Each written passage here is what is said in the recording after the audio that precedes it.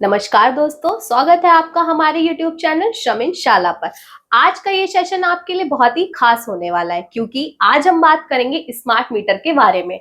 हम आपको बताएंगे कि आप कैसे स्मार्ट मीटर जॉब के लिए अप्लाई कर सकते हैं। साथ ही दोस्तों हम बात करेंगे कि आप स्मार्ट मीटर टेक्नीशियन जॉब के इंटरव्यू के लिए कैसे तैयारी करें। तो चलिए शुरू करते हैं हमारा आज का ये सेशन, जिसमें आज के हमारे सवालों का जवाब देंगे CITS qualified instructor Ashutosh Singh. Hello sir. Hello. आपसे हमारा पहला सवाल ये है कि आखिर ये स्मार्ट मीटर होता क्या है? स्मार्ट मीटर देखिए बेसिकली क्या होता है कि जो हमारे रेगुलर मीटर होते हैं, एनर्जी मीटर जो अब तक हमने देखे होंगे अपने घरों के बाहर, जैसे पहले एनालॉग मीटर था। ठीक है, एनालॉग में हमें हम्म। नंबर्स दिखते थे। उसके जी। बाद हमारे पास डिजिटल मीटर आया, वहां पे हमें जी। एक डिजिटल स्क्रीन पे नंबर दिखते थे। अब स्मार्ट मीटर उससे थोड़ा सा अपग्रेडेड वर्जन है। उसमें क्या है कि आपको डिजिटल स्क्रीन तो मिलेगी, लेकिन उसमें स्पेशल क्या है, उसमें स्पेशल ये है कि उसमें जो हमारे इलेक्ट्रिसिटी बोर्ड हैं या फिर कंपनीज हैं, उन्होंने हमें इंटरनेट कनेक्टिविटी उसमें प्रोवाइड कराई है। अच्छा। तो उससे क्या होगा कि उसका जो डायरेक्ट डेटा है, कितनी यूनिट्स यूज हुई हैं उसमें, वो ऑटोमेटिकली वहाँ पे सब स्टेशन है या फिर जो भी हमारा ऑफिस होगा बिजली विभाग का, वहाँ पे आपकी यूनिट्स डायरेक्टली पहुँच जाएंगी। तो वहाँ से ऐसा नहीं हो कि अब तक क्या होता था कि वहाँ से एक टेक्नीशियन आता है, हमारी यूनिट्स नोट करता है एनर्जी मीटर की और फिर जी। बिल इशू करता है। उसमें क्या होता है, कई बार गलत यूनिट्स नोट हो जाती है या फिर गलत बिल जनरेट हो जाता है। तो इस तरह की सभी प्रॉब्लम्स को खत्म करने के लिए स्मार्ट मीटर लाया गया है। और इसमें क्या होगा कि डायरेक्टली वो अपने ऑफिस में बैठ के ही हमारी यूनिट चेक कर सकते हैं। अच्छा, तो मीन्स सर अब इसके ये जो मीटर है इसके थ्रू हम लोगों को इधर उधर भटकने की जरूरत नहीं है, हम डायरेक्ट अपने फोन से ही सारी अपडेट देख सकते हैं। हाँ, हाँ, बिल्कुल। देखिए एक बात और इसमें अभी मैंने मिस कर दी, इसमें ये है कि आप अपने फ़ोन से ही डायरेक्टली देख तो सकते ही हैं। इसके साथ ही स्मार्ट मीटर में क्या होगा कि जैसे आप अपने फ़ोन में रिचार्ज कराते हैं जी। Monthly recharge. ओ। अब मंथली रिचार्ज क्या होता है कि उसमें आपको एक फ़िक्स जीबी का डेटा मिल जाता है हम्म। ना? इसी तरह अब जो स्मार्ट मीटर में भी रिचार्ज हुआ करेंगे, आप अपने फ़ोन से ही कर सकते हैं। और जो रिचार्ज होंगे वो यूनिट्स के बेसिस पे होंगे कि आपको मंथली इतनी यूनिट्स रिक्वायर्ड हैं। तो ओके। जितनी यूनिट्स का आप बिल पे करेंगे, ठीक है? तो उतनी ही यूनिट्स आपके लिए अवेलेबल रहेंगी। जैसे ही आपकी यूनिट्स खत्म होंगी, सेम मीटर काम करना बंद कर देगा। जैसे कि हमारे फ़ोन में रिचार्ज खत्म हो जाता है, तो हम हम्म। कॉल, इंटरनेट कुछ भी यूज़ नहीं कर सकते हैं। इसी तरह स्मार्ट मीटर में भी रहेगा। जैसे ही हमारे बिल्स की यूनिट जो हमने परचेज़ करी हैं, वो खत्म होंगी, उसी तरह हमारी इलेक्ट्रिसिटी कनेक्टिविटी है, वो भी बंद कर दी जाएगी। Okay sir. तो सर आपसे मेरा नेक्स्ट सवाल ये है कि आखिर ये जो स्मार्ट मीटर टेक्नीशियन की जॉब है ये क्या होती है? इस स्मार्ट मीटर टेक्नीशियन का जो जॉब रोल है वो क्या होता है? देखिए, स्मार्ट मीटर टेक्नीशियन जैसे कि नाम से ही पता लग रहा है कि स्मार्ट मीटर का टेक्नीशियन। या। अब देखिए जैसे हमारे पुराने मीटर्स हैं, उन्हें रिमूव करके जो नए मीटर हम्म। लगाए जाएँगे, तो उन्हें जो मीटर लगाने का जो काम करेगा, वो है हमारा स्मार्ट मीटर टेक्नीशियन। अब इसमें उस क्या होगा कि पुराने मीटर उतारेगा और नए मीटर इंस्टॉल करेगा और उसके कनेक्शन करेगा। Okay sir. तो सर ये जो जॉब है इसके लिए मतलब ये डेली बेसिस की जॉब है, इसमें आपको रोज रोज जाना होता है या फिर ये मतलब पर्टिकुलर डे वाइज है, ऐसा क्या है इसका प्रोसेस नहीं, है? देखिए ये एक प्रॉपर जॉब होती है, जैसे हमें हर दिन जाना होता है। देखिए जो वर्किंग डेज़ होते हैं हमारे, उसमें आपको जाना होगा जी। और इसमें आपको एक बताया जाएगा कि इस एरिया में जाके आपको पर्टिकुलर नंबर ऑफ मीटर्स लगाने हैं। फॉर एग्ज़ाम्पल 10 से 12 मीटर्स लगाने हैं। जी सर। तो सर आपसे मेरा नेक्स्ट क्वेश्चन ये है कि जो स्मार्ट मीटर टेक्नीशियन की जॉब है इसमें क्या जॉब अपॉर्चुनिटी है, मतलब इसमें जॉब के कितने मौके आपको मिल सकते हैं? देखिए जॉब के मौके तो बहुत सारे हैं क्योंकि अब रिसेंटली देखिए अभी ये प्रोग्राम स्टार्ट हुआ है। जी तो सर। अभी श्रमिन की बात करें तो श्रमिन जॉब्स की तरफ से अभी हम्म। त्रिपुरा में प्रोजेक्ट चला था। अब ओके। करंटली छत्तीसगढ़ में प्रोजेक्ट चल रहा है, जहाँ पे स्मार्ट मीटर टेक्नीशियन की हायरिंग चल रही है। ओके। और ये ऑल ओवर इंडिया चलेगा। छत्तीसगढ़ के बाद हम उत्तर प्रदेश में काम करेंगे। ठीक है? तो उत्तर प्रदेश में भी काफ़ी सारी जॉब वैकेंसीज़ आएँगी हमारे प्लेटफ़ॉर्म पर। देखिए ऑल ओवर इंडिया ये मीटर लगने हैं क्योंकि अभी देखिए हम्म। आपके नियर बाय में जो मीटर लगे होंगे वो पुराने इलेक्ट्रॉनिक्स वाले ही लगे होंगे जी। या जी। फिर एनालॉग वाले लगे होंगे। तो वो सभी मीटर रिप्लेस होंगे और उन सभी की जगह स्मार्ट मीटर लगाया जाएगा। तो जॉब अपॉर्च्युनिटी काफ़ी अच्छी रहेगी भविष्य में भी और अभी तो है ही है। Okay sir. हुँ। तो सर इस जॉब के लिए क्या कोई स्पेशल कोर्स करने की जरूरत है या फिर नहीं, मतलब क्वालिफिकेशन क्या रहेगी उसके बारे में आप थोड़ा सा कुछ बता दीजिए तो हेल्प हो जाएगी बच्चों देखिए इसमें एक्स्ट्रा कोई क्वालिफ़िकेशन की तो ज़रूरत नहीं है, लेकिन हाँ प्रेफ़रेंस है। प्रेफ़रेंस ये है कि अगर कोई भी बच्चा टेक्निकल इलेक्ट्रिकल फील्ड से, फॉर एग्जांपल आईटीआई का उसने इलेक्ट्रीशियन ट्रेड से पास आउट है, या फिर डिप्लोमा या फिर इंजीनियरिंग के इलेक्ट्रिकल ब्रांच से पास आउट है, जी। तो इन बच्चों को फर्स्ट प्रेफरेंस दी जाएगी क्योंकि ये ऑलरेडी इलेक्ट्रिकल डिपार्टमेंट से हैं। इन्हें नॉलेज होती है वायरिंग की, ठीक है, कनेक्शंस की, और जो भी हमारे अदर रिक्वायरमेंट्स होती हैं इलेक्ट्रिकल डिपार्टमेंट के लिए, वो सभी इन्हें काम सिखाया जाता है क्योंकि इनकी स्टडी ही वही है। जी। तो इन्हें फर्स्ट प्रेफरेंस दी जाती है। Okay sir. तो सर इस जॉब में आईटीआई और डिप्लोमा के जो बच्चे हैं उनके अलावा क्या अदर कोर्सेज के बच्चे भी अप्लाई कर सकते हैं इस जॉब के लिए? देखिए, अदर कोर्सेज के तो अप्लाई नहीं कर सकते हैं, लेकिन हाँ, अगर किसी ने जैसे 10th पास आउट है या 12th पास आउट है और उसने इलेक्ट्रीशियन का वर्क कर रखा है, उसके पास एक्सपीरियंस है 2 से 3 साल का, फॉर एग्जांपल हाउस वायरिंग उसने की है, या फिर हमारी बिल्डिंग्स में वायरिंग्स होती है, वो तरह का, मतलब इलेक्ट्रिकल से रिलेटेड वर्क किया हुआ है, उसके पास एक्सपीरियंस है और इलेक्ट्रिकल की प्रॉपर नॉलेज है, तो वो भी ये जॉब कर सकता है। Okay sir. तो सर ये जो जॉब है इसमें क्या सिर्फ एक्सपीरियंस को ही ये जॉब मिलेगी या फिर जो फ्रेशर्स हैं उनके लिए भी जॉब के ऑप्शन है, मतलब क्या वो लोग अप्लाई कर सकते हैं एज अ फ्रेशर? हाँ, हाँ, बिल्कुल, फ्रेशर्स हो चाहे एक्सपीरियंस हो, दोनों ही अप्लाई कर सकते हैं। सिर्फ़ हमारी शर्त ये रहती है कि आपको नॉलेज होनी चाहिए इलेक्ट्रिकल से रिलेटेड। चाहे आप फ्रेशर हैं, एक्सपीरियंस है, दोनों ही कैंडिडेट्स एलिजिबल हैं। ओके। तो ये तो हो गई थी हमारे स्मार्ट मीटर के बारे में और स्मार्ट मीटर टेक्नीशियन के जॉब रोल के बारे में बात। तो चलिए अब बात करते हैं कि आखिर इस जॉब में अप्लाई करने के बाद जब बात आती है इंटरव्यू की, तो आखिर इंटरव्यू में कौन-कौन से सवाल हैं जो बच्चों से पूछे जाते हैं, जिनका जवाब उनको देना पड़ता है? तो देखिए, इंटरव्यू में जो बेसिकली क्वेश्चंस पूछे जाते हैं, वो बिल्कुल इलेक्ट्रिकल से ही रिलेटेड होते हैं। ऐसा नहीं है कि हम उनसे कोई बाहर कॉम्पिटिटिव एग्ज़ाम के कोई क्वेश्चन पूछेंगे, ऐसा बिल्कुल नहीं होता है। काफ़ी लोग बच्चे कन्फ्यूज़न में रहते हैं कि सर इंटरव्यू में कैसे जवाब देंगे, हमें तो पता ही नहीं है। तो ऐसा कुछ भी नहीं होता है। देखिए, चाहे इंटरव्यू हो या कोई भी एग्ज़ाम हो, आप जिस जॉब के रिलेटेड जा रहे हैं, उसी के रिलेटेड क्वेश्चंस होते हैं। अब क्या होता है कि क्वेश्चंस किस तरह के पूछे जाएँगे, तो देखिए इलेक्ट्रिकल से बेसिक क्वेश्चन पूछे जाते हैं, जैसे कि वोल्टेज के बारे में, करंट के बारे में, ठीक है? रेजिस्टेंस के बारे में, single phase connection, 3 phase connection और एनर्जी मीटर और उनकी एसआई यूनिट, तो बिल्कुल बेसिक क्वेश्चन रहते हैं। आपको बेसिक नॉलेज है अगर इलेक्ट्रिकल की, तो आप एलिजिबल हैं इस जॉब के लिए। Okay sir. तो सर लोग इंटरव्यू में जाते हैं, वहां पे जो क्वेश्चंस होते हैं उनके जवाब भी आसानी से दे देते हैं, लेकिन उसके बाद भी कुछ कॉमन मिस्टेक्स होती हैं जो अक्सर कैंडिडेट कर देते हैं। तो उन गलतियों के बारे में सर कुछ आप बता सकते हैं तो थोड़ा सा। देखिए, अब करंटली जो छत्तीसगढ़ में, जैसे मैंने आपको बताया कि जॉब रिक्रूटमेंट ऑलरेडी कर रहा है श्रम इन जॉब्स, तो जी। वहाँ पे टेक्निकल राउंड इंटरव्यू मैं ही लेता हूँ। तो उसमें क्या ओके। होता है कि हम बच्चे को बताते हैं कि आपका ये जॉब रोल होगा, या फिर जब वो अप्लाई करते हैं तो वहाँ पे भी जॉब डिस्क्रिप्शन होता है कि ये जॉब रोल रहेगा आपको, ठीक है?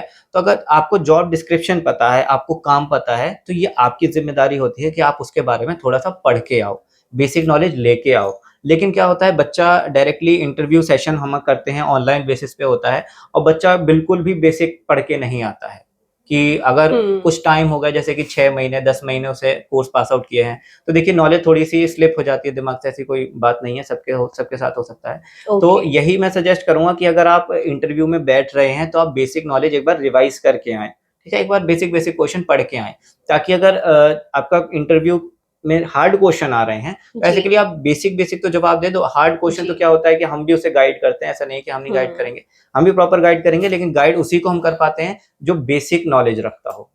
Okay sir. तो सर ये तो बात हो गई अब हमारे इंटरव्यू से रिलेटेड, लेकिन सर जब बात करते हैं रिज्यूम की, क्योंकि रिज्यूम क्या होता है, हमारा एक फर्स्ट इंप्रेशन होता है जहां पे भी हम जॉब के लिए अप्लाई करते हैं। तो सर क्या आप उस रिज्यूम से रिलेटेड कुछ इंपॉर्टेंट टिप्स बता सकते हैं, जैसे कि रिज्यूम में क्या क्या चीजें मेंशन करनी चाहिए, कौन सी चीजों को ध्यान में रखना चाहिए? तो सर इस बारे में कुछ टिप्स हम जानना चाहेंगे।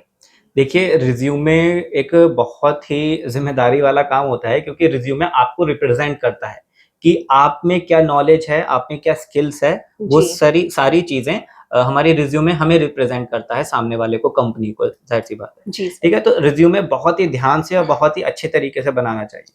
अब उसमें क्या-क्या चीज़ें मेंशन करनी चाहिए। तो सबसे पहले मैं आपको बताऊँगा कि आप एक ब्रीफ डिस्क्रिप्शन दें अपने बारे में, ठीक है? अपने बारे में आप जो भी बताना चाहें।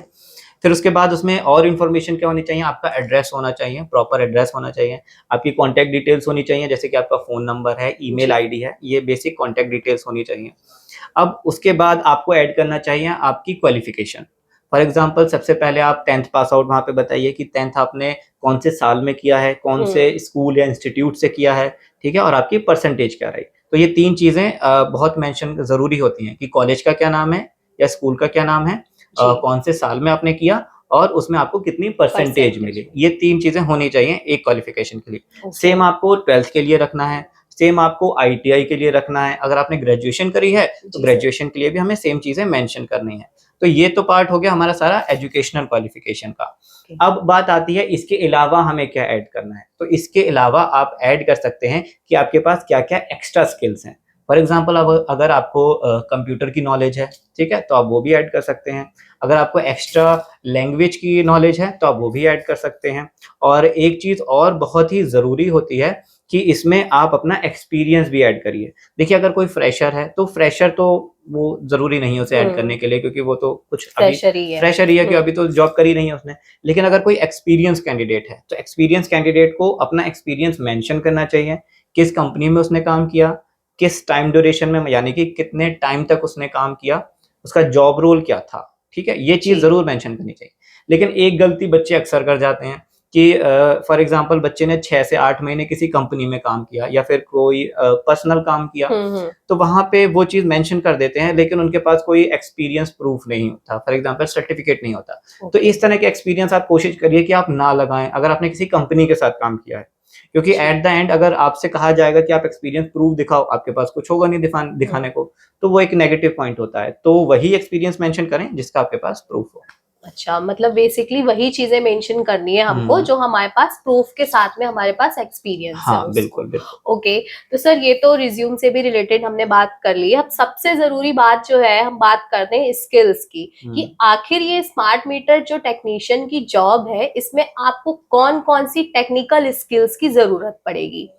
टेक्निकल स्किल्स देखिए इसमें क्या है कि सबसे पहले तो आपको बेसिक टूल्स यूज़ करने आने चाहिए, जी सर। कि जो इलेक्ट्रिकल के बेसिक टूल्स होते हैं, जैसे कि हमारे पास कॉम्बिनेशन प्लायर है, ओके। साइड कटिंग प्लायर है, नोज़ प्लायर है, ठीक है? बेसिक अलग-अलग तरह के प्लायर्स हैं, वो आपको पता होना चाहिए कि कैसे किसका यूज़ करना है। अदर टूल्स हैं जैसे कि हमारे पास टेस्टर होता है, फेस टेस्टर है, मल्टीमीटर जी है ना? सर। तो इस तरह के टूल्स का या यूज़ हमें अच्छे तरीके से आना चाहिए। और एक और टूल होता है हमारे पास क्रिम्पिंग टूल, जिसे हम लग्स और थिम्बल्स लगाते हैं, तो उसके भी बारे में हमें पता होना चाहिए कि क्या होता है, कैसे यूज़ करना है ना? तो बेसिक टूल्स के बारे में तो हमें प्रॉपर नॉलेज होनी चाहिए। हुँ। उसके बाद जो बात आती है इलेक्ट्रिकल से रिलेटेड, तो वो स्किल्स में होनी चाहिए, जैसे कि आपको वायरिंग का पता होना चाहिए। एटलीस्ट आपको पता होना चाहिए कि सिंगल फेस वायरिंग क्या होती है, 3 फेस वायरिंग क्या होती है। क्योंकि स्मार्ट मीटर में देखिए आपको दोनों तरह के मीटर लगाने होते हैं, सिंगल फेस मीटर भी लगाना होता है और 3 फेस भी लगाना होता है। राइट। जब आपको सिंगल फेस और 3 फेस की नॉलेज होगी, आपको पता होगा कि वायर्स कितने होते हैं, उनके कनेक्शन कैसे किए जाते हैं, तभी आप वो बता पाएँगे इंटरव्यू सेशन में। तो ये बेसिक चीज़ें हैं इलेक्ट्रिकल की जो बच्चे को पता होनी चाहिए। तो सर क्या इस जॉब के लिए टेक्निकल स्किल्स के अलावा कुछ अदर स्किल्स की भी रिक्वायरमेंट होती है, जैसे कि कम्युनिकेशन स्किल्स हो गई या हुँ। और कोई स्किल्स जो इस जॉब के लिए ज़रूरी है? बिल्कुल देखिए टेक्निकल नॉलेज तो बहुत ही ज़रूरी है, टेक्निकल स्किल ज़रूरी हैं क्योंकि टेक्निकल वर्क है।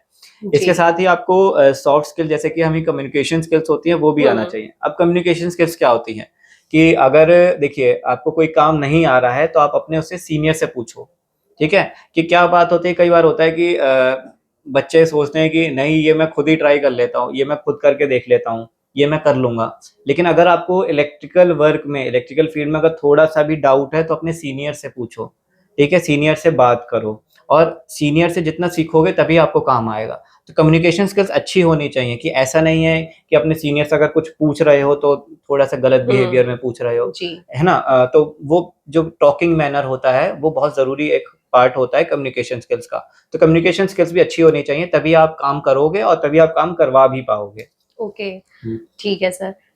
तो सर ये जो स्मार्ट मीटर टेक्नीशियन की जॉब है, तो ये जो जॉब है सर, ये क्या ये लॉन्ग टाइम जॉब है? क्या आने वाले फ्यूचर में भी इसका स्कोप है? ये लंबे समय तक मिल सकती है आपको जॉब? इसका क्या है ऐसा?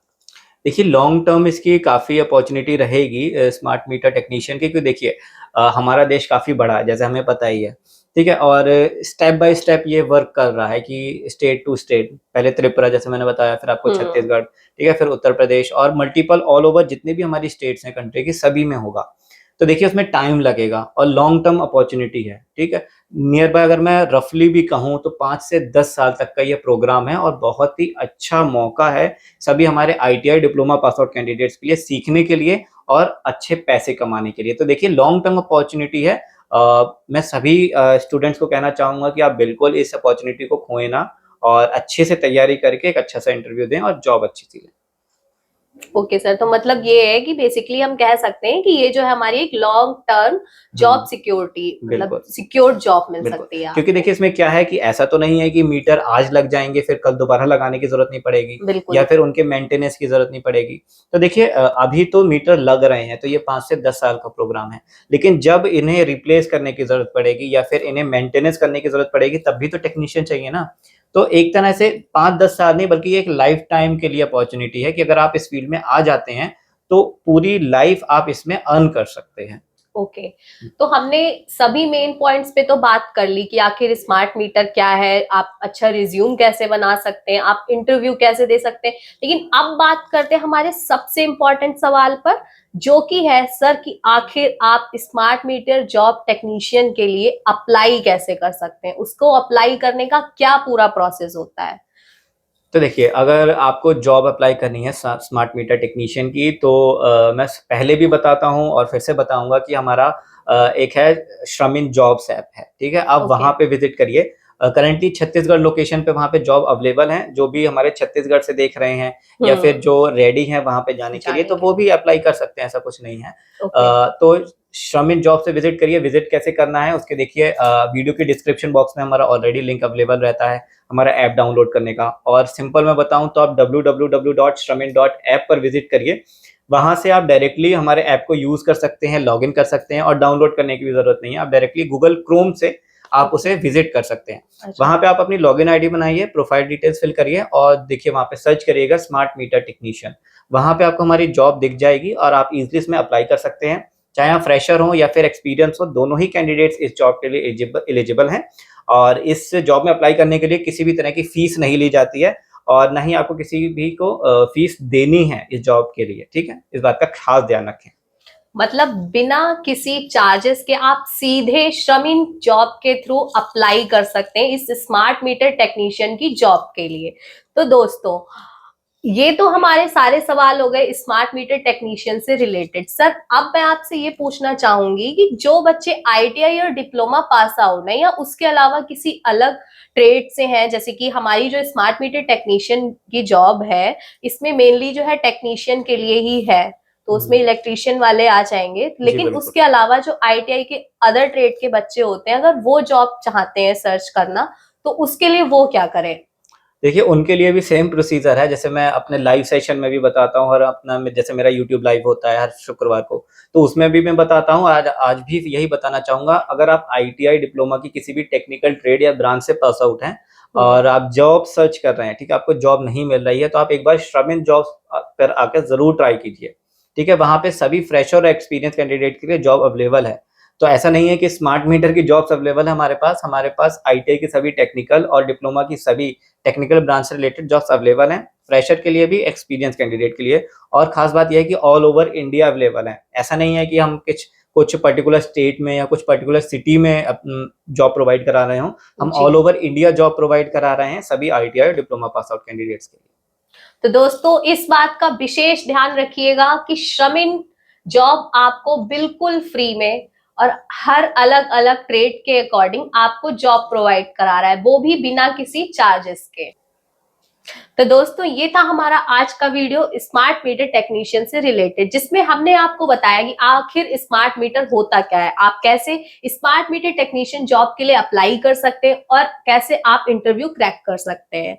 तो मुझे उम्मीद है कि आपको हमारा आज का ये सेशन पसंद आया होगा और आपकी सभी कंफ्यूजन्स दूर हो चुकी होंगी। लेकिन अगर अभी भी आपका कोई सवाल बाकी है तो हमसे कमेंट करके जरूर पूछें।